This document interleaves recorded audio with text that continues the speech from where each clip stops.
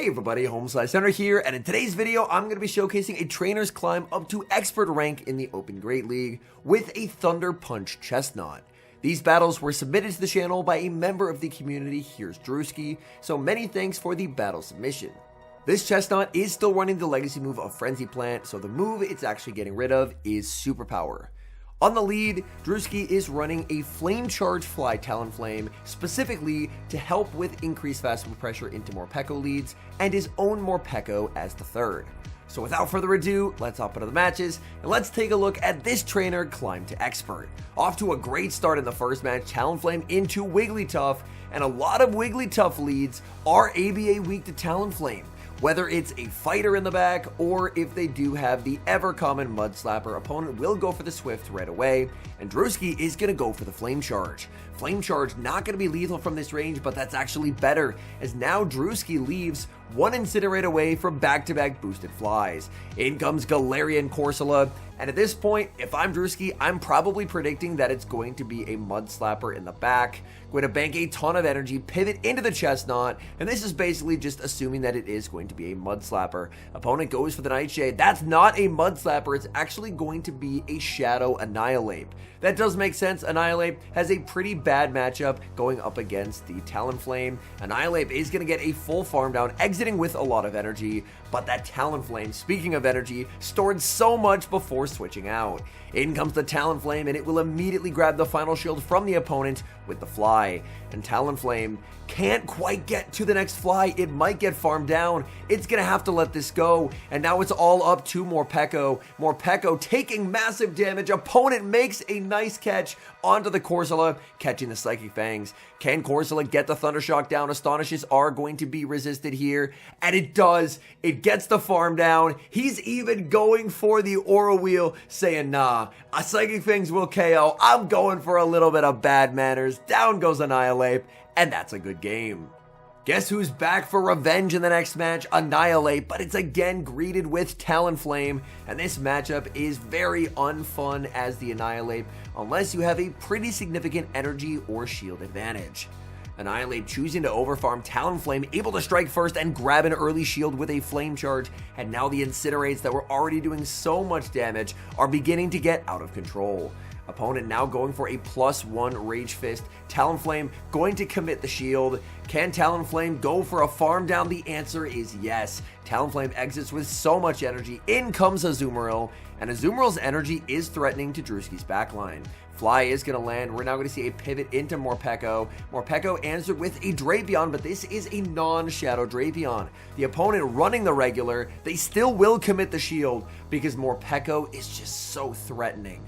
And now, even though Morpeko's Aura Wheel is going to be a Dark Aura Wheel, we actually see a Sludge Bomb come out from the opponent, but Morpeko tanks it on 1 HP, connects with the Aura Wheel, and that does huge damage. Back in comes the Talonflame, Fly at the ready. This is going to mean game over for the Drapion. All that's left is the Azumarill, and one move from Azumarill does not KO Chesnaught. So they can go for the Play Rough, but it's not going to matter. Chesnaught able to tank it, make it to the Frenzy Plant. Opponent sees the writing on the wall and will concede the match. Hopping into the next match, that's a very bad lead. Talonflame into Azumarill. The safe switch to Morpeko answered with Superior. And Superior, definitely a good Pokemon to bait out, because Superior would be a complete wall to this unique Chesnaught moveset. Electric type Aura Wheel is going to leave its mark, pretty significant damage even though it is resisted, and now due to the form change, the Dark type Aura Wheel will be enough to one-hit KO the Superior from this health range. Superior probably going to commit the shield here, as they are really going to want to maintain that alignment, and Morpeko is choosing to double shield as this Superior continues to get lower and lower. Morpeko farms up a ton, goes for the Electric Aura Wheel, and I believe this is going to be again on the CMP tie. The Aura Wheel is going to be shielded, so all shields down for the remainder of the match, and you have to hope that with Talonflame energy and Chesnaught, that this is going to be able to defeat the Azumarill. So Talonflame does get an energy head start. In comes the Chesnaught into the Azumarill. Opponent has Dugong. Dugong going to take massive damage from Frenzy Plant. Dugong is a very bulky Pokemon. Frenzy Plant is going to land, but it does not do enough damage. The Dugong barely hanging on, connecting with the Icy Wind, and that is going to deal some serious damage. Back in comes the Azumarill. This Frenzy Plant is debuffed, but it's still going to inflict some serious damage. Azumarill, can it get a farm down here? The answer is no. The Chesnaught able to make it to a Thunder Punch. Thunder Punch gets them low. The switch to the Talonflame, and despite the terrible lead, Drewski able to fight back and get the win. The lead luck much better in the next match, leading into a Whimsicott.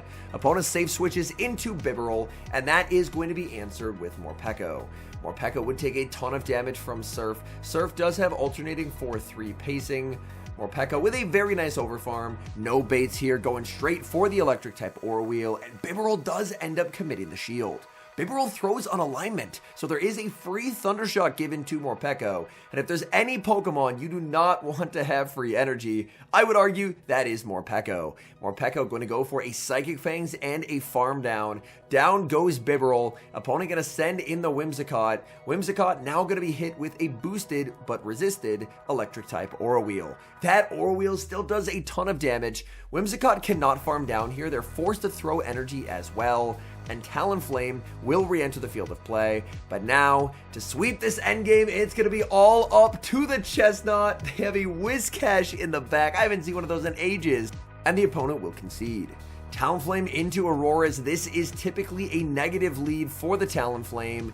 In the Great League, if you have Flame Charge, however, Talonflame can make this quite uncomfortable for the Aurorus. The Flame Charge is going to be no-shielded. The opponent does have a ton of energy here. Do you try and call a bait? Yes, calls the bait. It is just going to be the Weather Ball. A great call by Drewski. A double super effective Meteor Beam easily would have one-hit KO'd, but getting the shield call right and now exiting with energy. Gonna bank double flies, pivoting out into Morpeko. Opponent now gonna send out Superior, and Superior is gonna have to deal with the fact that Morpeko is already at back-to-back Aura Wheels. Electric Aura Wheel, not gonna do a ton of damage, but the Dark type Aura Wheel on the CMP tie will be able to pick up a KO unless they shield. They let it go, down goes Superior without even getting any damage. Back in comes the Azumarill. Azumarill firing off energy and Morpeko choosing to let it go. I'm a bit surprised we didn't see a shield and a Psychic Fangs, but I guess at this point, when you can send to the Chesnaught, the opponent realizes even up a shield, and with 2 flies loaded on the Talonflame, there's just never a world where the opponent wins that. And we do see the 5-0 set claimed, and the trainer able to reach 2780 elo, so very nicely done. And the good news is we actually have a second set. This set looks to be from before he hit Expert, so I may have gotten these sets out of order.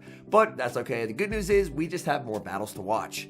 So the opponent led Gastrodon into Talonflame, terrible lead for them. They safe switch into Shadow Drapion, and looking at it here, that is a worry that I do have about this team, is the fact that Shadow Drapion does have a tremendous amount of play into basically every team member.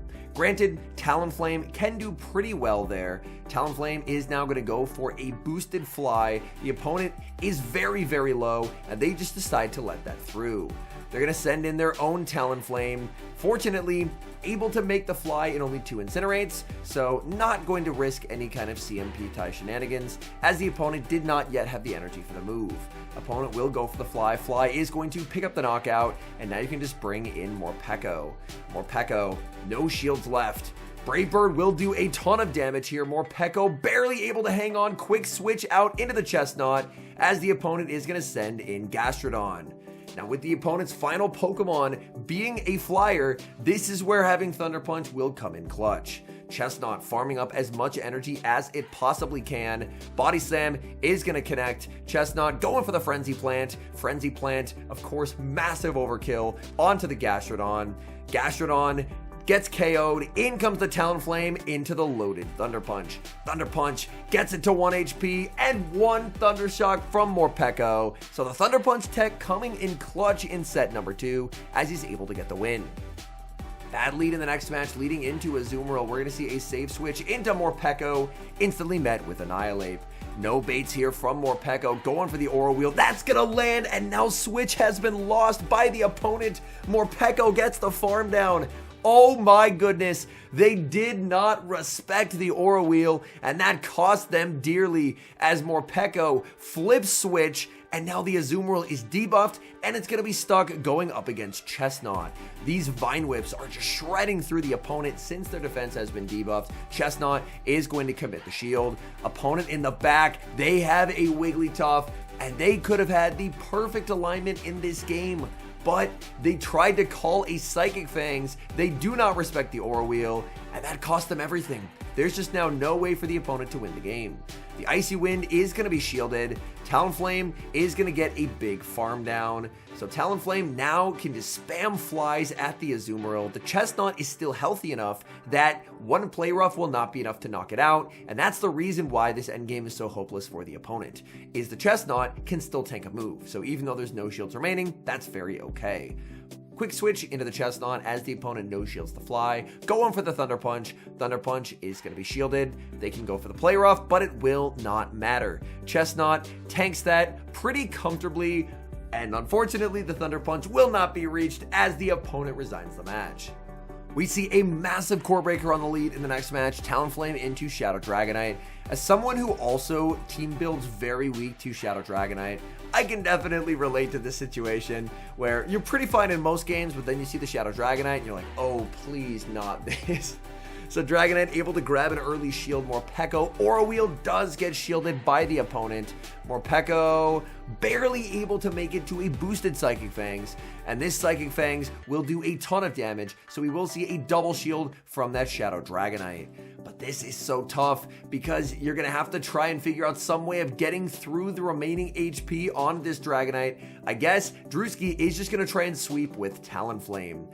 Banking a move, sending in the Talonflame, committing the shield, and you just have to hope that since they are leading Dragonite, they're going to be weak in the back, but that's not the case. It's Azumarill as that next Pokemon, and Azumarill just does a great job at shutting down this Talonflame energy. Talonflame is now going to be hit with the Ice Beam. Ice Beam not going to be lethal from this health range, but it's going to do a ton of damage here. Talonflame firing off the Fly. Fly is going to do nice damage. Clock not available, and unfortunately the bubble KOs. In comes the Chesnaught. Chesnaught going for the Thunder Punch. You really have to hope it's a Gastrodon in the back. That's basically the only win con at this point, and it's Ferrothorn. The one-time superpower would have been useful in these sets. The next battle brings a formidable opponent. It's Wadaj. It's a good lead though, leading Talonflame into Diggersby. Diggersby will outpace and get to the Scorching Sands before Talonflame can make a move. Scorching Sands not going to do a ton of damage, but does get the attack drop, and that is unfortunate, as now Flame Charge not going to do much of anything here. Diggersby tanks that so comfortably, and now we will see the Fly fired off at this Diggersby. Diggersby, with a choice to make, decides to commit an early shield. Talonflame could potentially live this, but then would have to pivot out, so we will see a shield. It is, of course, going to be another Scorching Sands, and now Talonflame will look to potentially deliver a knockout blow with the second Fly. Fly is going to pick up the KO. In comes Azumarill. We see a pivot out into Morpeko in the back. Is Wigglytuff? Oh no, and this is very bad. The Talonflame is so low. Going for the Aura Wheel. That's going to be shielded up by the Wigglytuff, and the Psychic Fangs, unfortunately, is unable to be reached. There is still the Chesnaught, but the Chesnaught is going to take so much damage from these charms, and on top of that, its attack is about to be debuffed by an Icy Wind. And that will basically seal the game, as now a Frenzy Plant, even from this range, will not KO. Wigglytuff does have some pretty great bulk to it. Frenzy Plant gonna land, in comes the Talonflame. Wadaj sends in the Azumarill, and unfortunately, that's just not a winnable game. Hopping into the final match, Talonflame into Shadow Dragonite. We've seen this lead play out before, and it's a pretty unfortunate one. Now we see a change in strategy from Drewski. Drewski going to stay in this matchup with the Talonflame. Talonflame shielding up the Dragon Claw. Now going to look to go for a Fly. The Flame Charge is tempting, but not wanting to risk the opponent potentially letting it through. Can Talonflame get another move? No, the opponent is able to outpace, make it to a Dragon Claw, and Drewski is giving up all shields in this initial matchup. Basically hoping that in the endgame, Morpeko will be able to nuke things. In comes Morpeko. Morpeko gets to the Psychic Fangs, and at long last, this pesky Dragonite will be removed from the field of play. Opponent gonna send in Clodsire, will be able to fire off the Dark Aura Wheel. Oh, interesting, deciding to go for the Psychic Fangs. Personally, I would have gone for the Aura Wheel, as Psychic Fangs, of course, does come with a guaranteed defense drop, but the opponent can always switch out, whereas the Aura Wheel is guaranteed damage. Sludge Bomb will deliver a KO, but Sludge Bomb, considering you have a Chesnaught, definitely not what you're hoping to see. But the opponent blind switches! Oh my goodness, because of the debuff, it actually ends up working out. The opponent blind switches into a Azumarill, Frenzy Plant is gonna connect, they're gonna under-tap a Play Rough, but Chesnaught should be able to tank this no problem, look for a full farm down, and exit with quite a lot of energy. It's gonna be close, in comes the Clodsire. Can Chesnaught hang on here? It needs to live one more Poison Sting. Can it get there? The answer is yes. This Frenzy Plant knocks out that Clodsire, and that is a good game. All in all, this is one of the more unique expert teams that I've seen, so congratulations to Drewski. Talonflame Chesnaught Core is something that we have seen previously in the Open Great League, but the interesting choices of moveset ended up working out pretty well for them. We had the Flame Charge on the Talonflame, which, as you mentioned, helps if you lead into Morpeko, because you never really want to safe switch your own Morpeko, because then you're down a turn, the opponent gets the Aura Wheel before you do, and that's just a matchup that you can never win. But if you're able to continually boost up your Incinerates, that's the area where Morpeko struggles, is dealing with that fast move pressure. And for Chesnaught, the Thunder Punch does allow it to compete in a bit of a different way than it has before. Whereas previously, if it ran into any flyer, it was kind of game over. But we saw an endgame where Thunder Punch actually won the game just by virtue of doing a ton of damage to a Talonflame. So overall, very creative team. Big congratulations to Drewski. Getting to number 137 in the world is a pretty awesome accomplishment. And on top of that, this rank was achieved with a very unique team. Anyways, thank you guys so much for watching. If you're enjoying the content, make sure to leave a like and subscribe to the channel if you haven't. And a special thank you as always to our channel members here on YouTube. The support you guys provide is genuinely so appreciated. So thank you guys oh so very much. And until next time, I've been HomeSliceHenry.